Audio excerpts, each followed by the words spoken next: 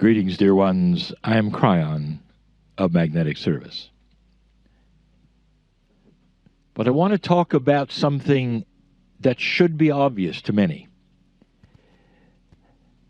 And it's fascinating. The fascination is the oneness that occurs around the globe in the definitions of spirit, in the creation stories, in the appreciation, in the definitions of God. I told you before that the prophecy of the ages has come from the ancients and the tribes all over the world, the ones that never knew one another. And the reason for this, dear ones, is what I will call a global spiritual intuition. If it is true that there is a God and the God resides in you and in the planet and the Creator knows you, there would have to be a sameness, something that you discover, something that anthropologists would see, something that spiritualists would study and look for. It's everywhere. In the ancient Tibetan numerology, they have identified numbers and meanings of the numbers. Isn't it interesting to you that so far away in Tibet, something that is not known to the indigenous here, the number 4 would have been identified as that belonging to the earth. And that number 4 is the one which is so common to these, which today you call the Navajo. Not just common, but sacred. It's part of their creation story, part of their dances, part of the lyrics, all of these things. Do you think it's a fluke or perhaps a coincidence that the Tibetans identified it? And it's exactly what we teach. The beauty of completion, you might even say, the double one. Dear ones, there is this connection everywhere. So why isn't it with you? And the answer is, it is with you. The awakening that your experiences show you are the ones you have discovered here, and the ones I tell you about through channel. And the real awakening is that you're connected. You're not just connected with Gaia. You're connected with the truth. What is the truth of this day and the ones that preceded it? What can you say happened here? When you leave this place, I want you to remember these truths. But specifically, I want you to honor your intuition. For it's the same intuition that the ancients had in this very place that connected them with the planet. It's the same intuition of the medicine woman or the medicine man that helped them put together the plants, the berries, for the healing that would be accomplished. As I said before, they didn't have a trial and error laboratory. They were guided. That intuition belongs with you.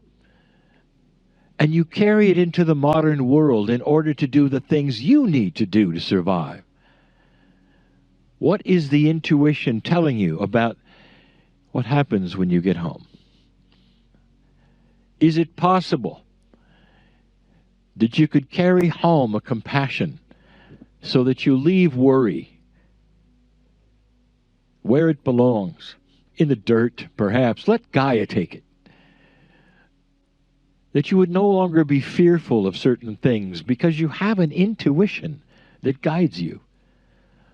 It's the intuition that told the Tibetans about number 4 that is celebrated right here.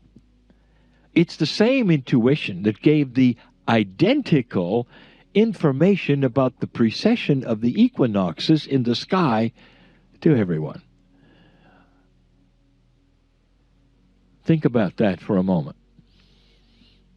If it's good for them, it's going to be good for you.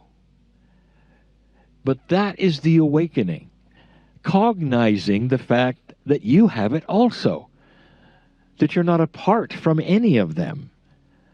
In fact, if you want to study what you call your Akashic record, perhaps this particular trip meant even something more for you than for others. Some of you will know of what I speak. If it's true, dear ones, that you are old souls, it means that you were the ancients. So the task is to reawaken what you've already experienced and what you know to be true, and carry it into the modern world. The places where you live, the places you go, what you do. You looked upon certain personalities in this place, and perhaps you saw the joy and the wisdom. Why don't you take home the personality within you, the love, the compassion, the wisdom that you see?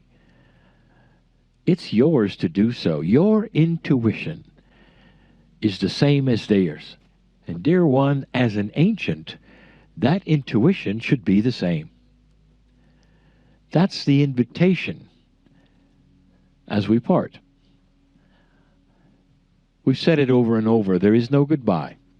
Don't you find it interesting that in most of your languages you have goodbye, but in the ancient languages you don't? Most of the indigenous stay away from the word goodbye, and instead they have a greeting that means hello and goodbye together. And it's all over the planet. Maybe it's time that you collected one for yourself. Now, finally, you look upon one another and you know the truth. There will never be another group exactly like this one again, with the same personalities. And so that means it's a stamp, a template that lives in your Akash right now. But all of you have the same identical one. So I ask the question, are you connected enough to feel that this never ends? This never ends. You can picture one another for the rest of your lives. Whether we're here or not, whether we passed on or not, the youngest of you will feel all of us for the rest of your life. That's the way it's supposed to be. And that's the way it is right here in the valley. For those who pass over are still here. And in some way and in some form, that is the respect that they have, not just for the elders, but for the ones that the elders know passed over and are still in the valley. It's beautiful and elegant, isn't it? That is a light worker. Congratulations to those of you who made decisions in these days. May you take them and have them permanent. That is the plan. That is the plan. And so it is. Greetings, dear ones. I'm Kryon of Magnetic Service. The message today would be no different than any other about love, except that it's more appropriate than ever. So again, dear ones,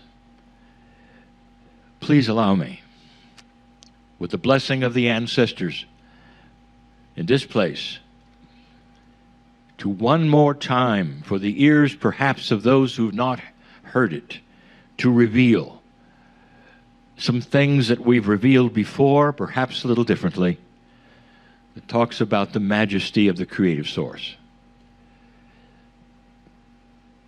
Almost every human on the planet, no matter what belief system, knows about the creative source.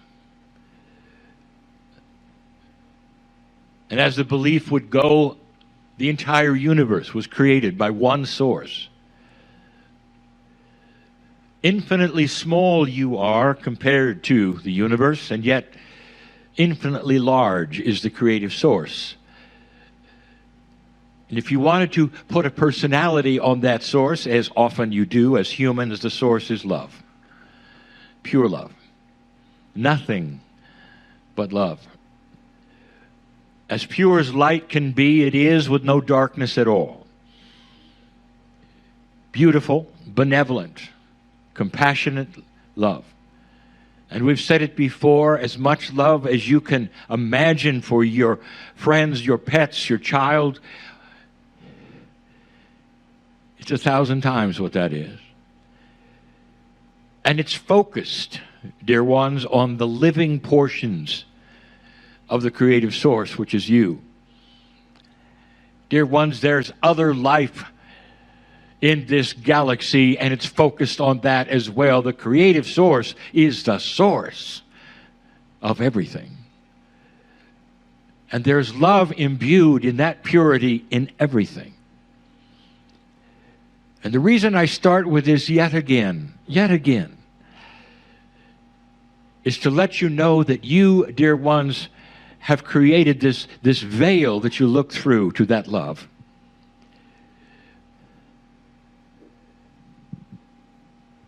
And on this side of the veil, this being where we are right now, this human side, you have duality. And in the duality there is positive, there is negative, there's light, there's dark, there's all kinds of things which are created by what you call human nature. And it's actually appropriate, fair, and correct, because this gives you the free choice. Because you can see the things that are yin and yang, positive and negative, and you make the choice. But let me tell you something. On the other side of the veil, that creative source, which is so big you can't imagine it, there is no duality there. And there would be those who said, of course there's no duality there, and they would nod their head. And yes, but really, truly, do you understand this? There's only duality here. And yet, there are so many who will then take the duality that is here in this small little earth, where you struggle with a low percentage of light.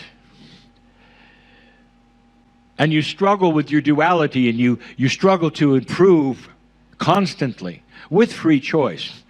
But you take that struggle and you place it upon what you believe is on the other side of the veil. And you have made God then dysfunctional at the core. You've taken this love, pure source, and you've said, well, we are humans, all we know is human nature, therefore everything has to be like us. And then there is an angry God, and one who does not get pleased all the time, and one who will actually torture children. And this is the belief system about that beautiful creative source. And again, I will tell you, you've taken yourselves and pasted it on that which is sacred. Let's speak about where that leads and what happens. Because the next step is the creation then of sin. And if you would then ask those who believe in the sin, what is it? Define sin. It's that which displeases God. Anything that displeases God then is sin. And then if there is sin, there must be forgiveness. Let me tell you something, dear ones. Pure love, at the absolutely purest of love, is unable to be displeased. God does not have a human brain that has pleasure and not pleasure, or judgment or not judgment. Pure love is pure love. It doesn't even enter. It cannot. It's like taking the purest light you could ever imagine and trying to throw mud at it and thinking it'll stick like it sticks on you. And yet there are billions on the planet that have put mud on God. Forgiveness, dear ones. In a spiritual world, is almost an industry. I want you to think for a moment. If you took children and wanted to make a test of their free will, and you put them in a dark place where they could barely see, and then they run into walls and they run into each other, and every time they run into a wall or run into each other, you dock them and call it sin, and you punish them. You take them out, punish them, put them back.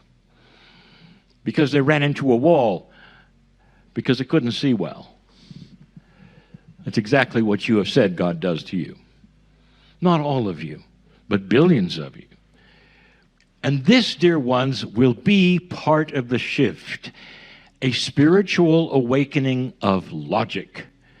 God is not human. God would not do that.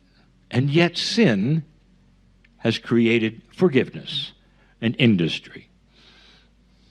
If you don't think it's an industry, even within the spiritual, just look at your history. We sat in a place you would call Italy, and we spoke of a man you would call Francis, in a place you would call Assisi. And the most sacred of leaders at that point in time was the Pope in Italy. And that Pope at that moment was selling forgiveness of sin. Inappropriate to the max, you might say. And Francis saw it because Francis was pure and he was filled with the love of the creative source. He wasn't filled with the pompousness of the Pope. The story of Francis is quite amazing. For today he's Saint Francis, and yet he never was a priest. But he was attractive. Like any other master of this planet who is pure, he was attractive because of his purity and his love.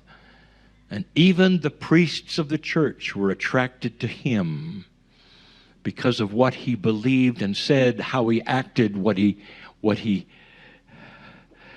did in his life, what he showed people he could be. That was Francis. We've told you before that he bribed the Pope. For he needed money for his enclave. He needed money for his animals. He needed money for his hospital. And so he told the Pope something because the Pope met with him. He had to because he was pulling away priests. He was becoming dangerous in his purity. And he said to the Pope, if you'll give me the money for these things, I will then stop being that attractive, because you will then stop selling forgiveness of sin. And that was the agreement. And in the church in Francis of Assisi, there's even a painting that portrays it, although the people who would then guide you through that church won't then identify that painting of that way. In fact, that painting shows Francis of Assisi and the Pope meeting with a scroll of demands from Francis to the Pope. A list, you might say, an agreement, you might say. so the Pope would stop selling sin forgiveness. The guides will tell you it's a list of Francis' sins. I'm going to tell you it's in a contract.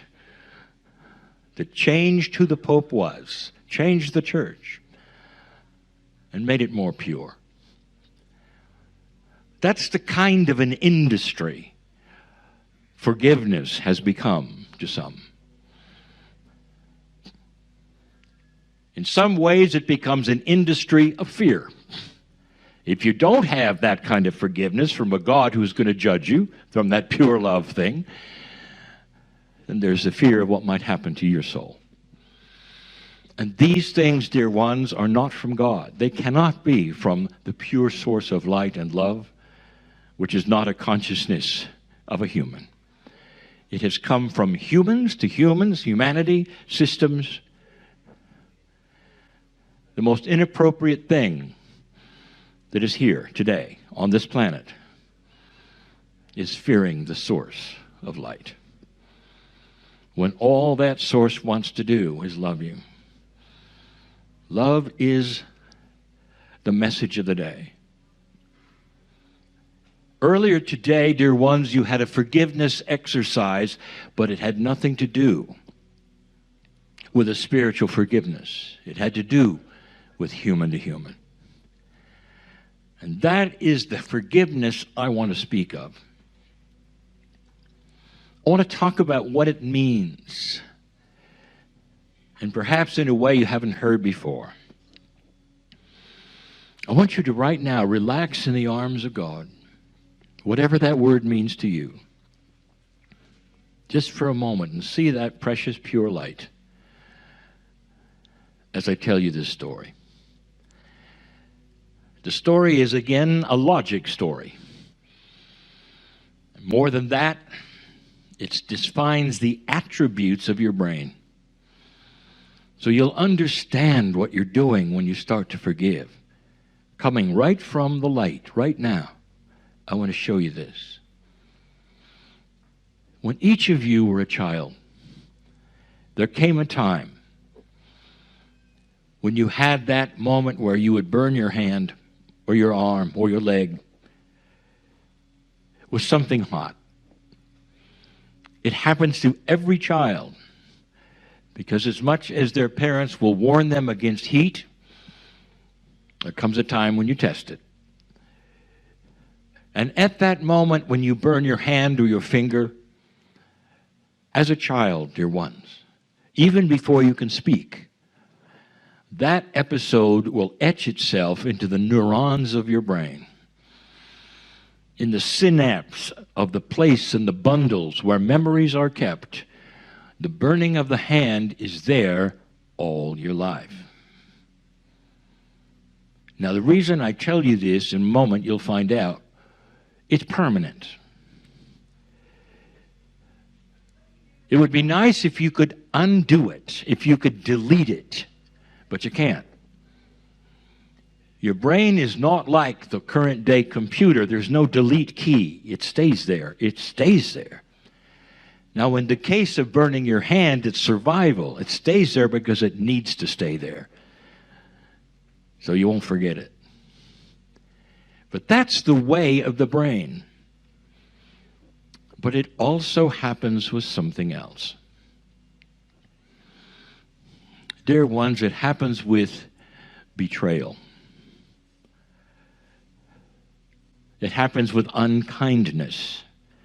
It happens with the trauma of experience. It happens with abusive parents to children. All of that etched upon the brain. And at time, perhaps even when you're an adult, when you have betrayal, when you have these kinds of things, it etches itself in the same place where you burned your hand. And in those places, it stays, and you can't undo it. And so today, you went through an exercise where you might have written some of those things down, and it might have been difficult to even write them, because these are the things you want to forget. Because to remember them brings up all the feelings again, just like burning your hand.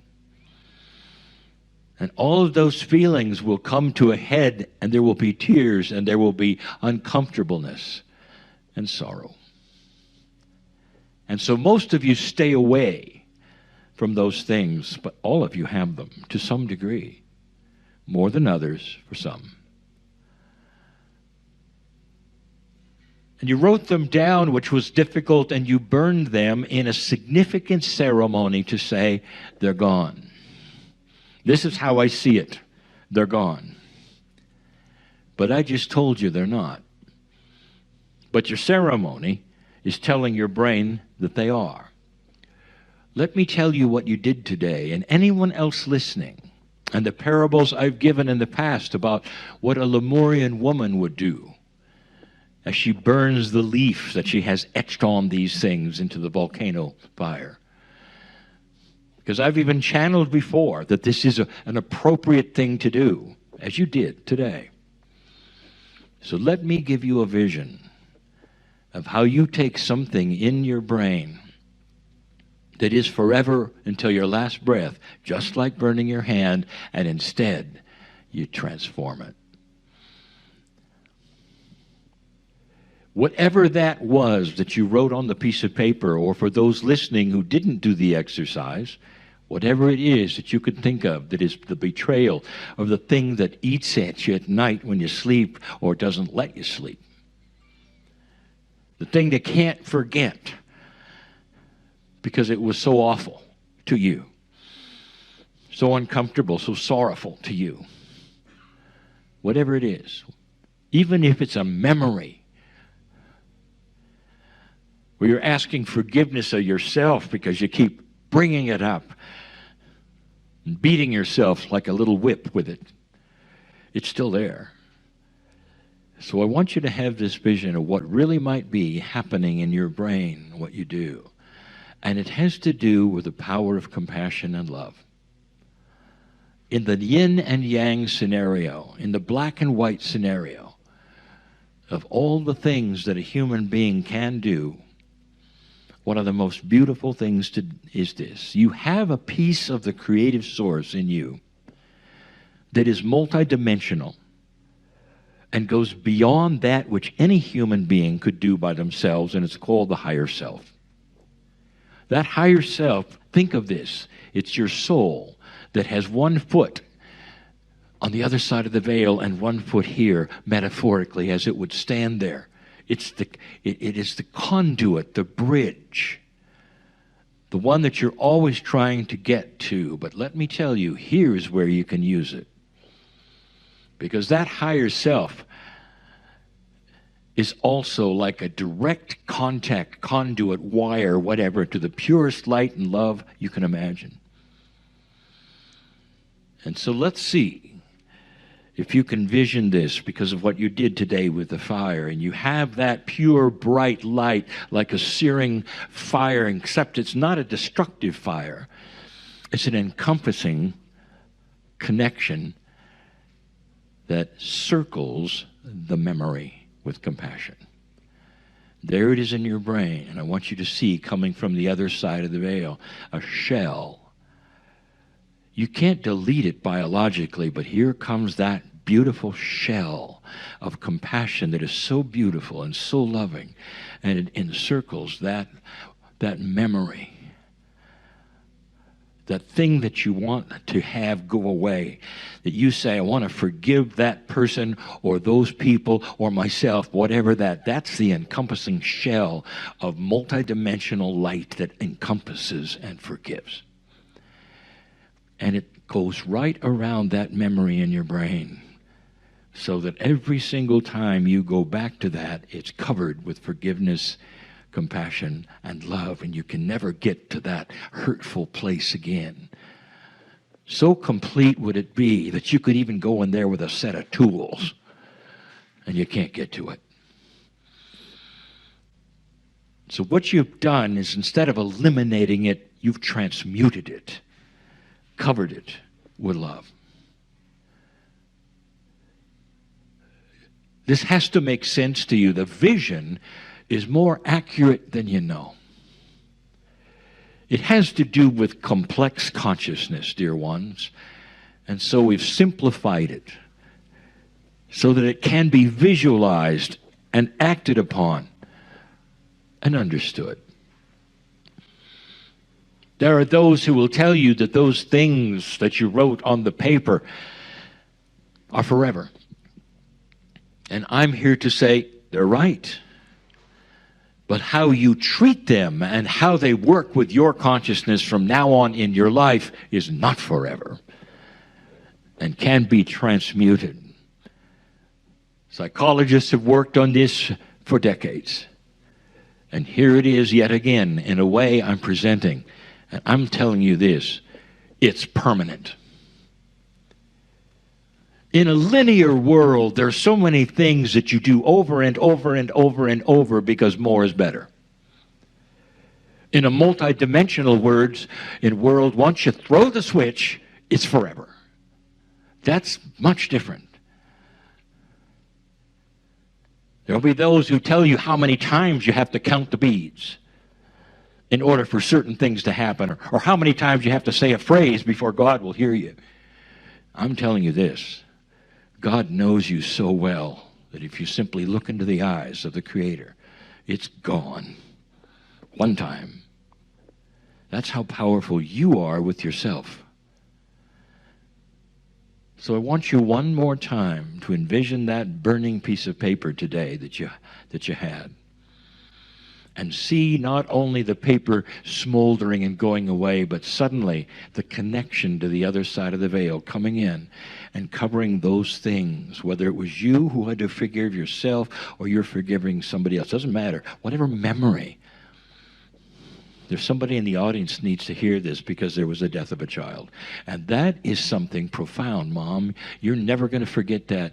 And it's so sorrowful. You start putting that together, where you put that compassion, and then you start having all of these revelations. And the revelation is that the soul of the child is still here smiling and saying, thanks, Mom. I never wanted to etch something in there like that. I want you to listen.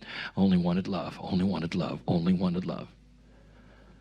The person you're forgiving on the planet, there may or may not still be alive. It's the best they could do in that yin and yang world. It's the best they had. And it wasn't good enough for you. And it etched something in your brain. Today you cover it with that compassion from the source and the light. So you can't get to it anymore. And suddenly you start to breathe easier and saying, it's like I just dropped a big suitcase of lead. That I'm free. It's almost like I can float now. Because I don't have to take that anymore. I don't have to bring that around, and I don't have to drag it like an anchor. Because you've covered it with compassion. This is as good as it gets, dear ones, for a human being to be balanced. You can't carry these things and call yourself a balanced human being, because you're out of balance. You're always dragging something around. And so this is how it's done. And it shouldn't surprise you on this Valentine's Day that I would yet again tell you about the incredible love that is on the other side of the veil for you. Not anger, not fear. God does not think like a human being. God, the creative source, if you can even say think, has no thoughts except, if you had to say what is a thinking God, it is one who projects, propels, and throws light and love and compassion as best can to you through a dark and dim place that you are slowly creating light within. And that is why we are so excited about the shift. Because there'll come a time when that dimness will go away. And the veil starts to become thinner. Mark my word, there'll be a day when you look back sometime in human history and you will see all the things that I have mentioned about the projection of the human onto God as a children's story. And you'll know the truth. God is love. And so it is.